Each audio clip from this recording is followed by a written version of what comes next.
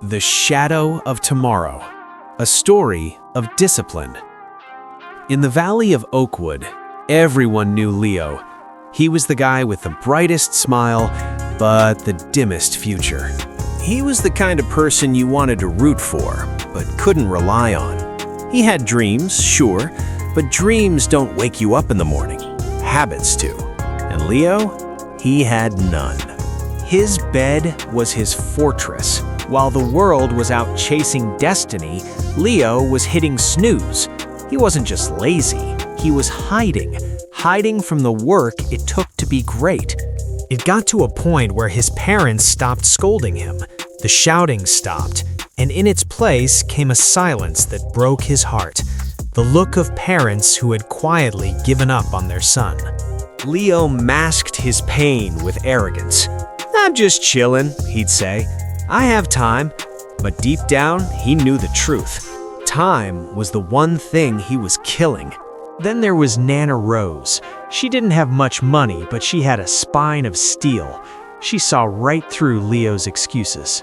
She found him wasting another afternoon under a tree. She didn't lecture him.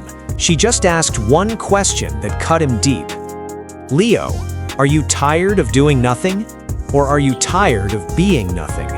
She sat beside him and whispered, "You think freedom is doing whatever you want, but a man who cannot command himself is a slave to his own feelings." Leo looked at his hands, ashamed. "It's too late for me, Nana. I'm too far behind." She put a wrinkled hand on his shoulder. "It's only too late if you stay in bed tomorrow. Meet me before the sun comes up. Let's rewrite your story." 4 a.m. The alarm felt like a physical blow. His brain screamed, "Just sleep!"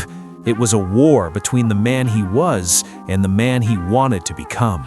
For the first time, he chose the new man. He met her at the fields. The farmers were working in the cold mist.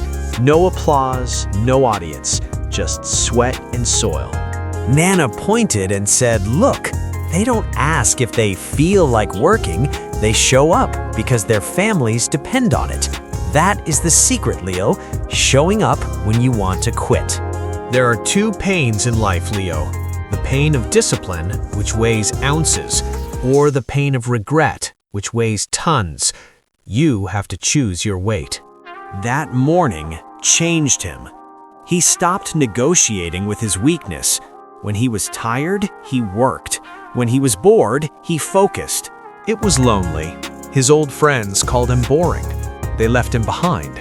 He sat in his room on Friday nights, building a future while they built memories of a party. It hurt, but he kept going. When he wanted to break, Nana reminded him, "Water doesn't cut through rock because of its strength, but because of its consistency. Be the water, Leo. Just keep flowing."